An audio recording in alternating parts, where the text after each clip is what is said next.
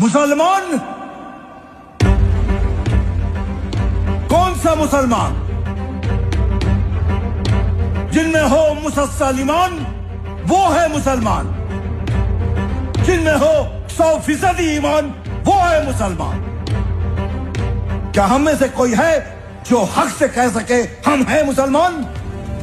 हमारे नबी पाक सल्लल्लाहु अलैहि वसल्लम गैर औरत नहीं, जब खुद की बेटी रूम में दाखिल होती थी तो आप इस्तेकबाल में खड़े हो जाते थे। ये है इस्लाम।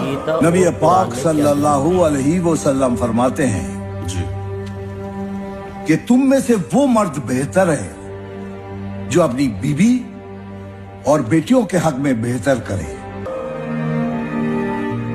एक पाक साफ नेक जिंदगी जीने के लिए हमारे नबी की जिंदगी एक मिसाल है हम सब के लिए।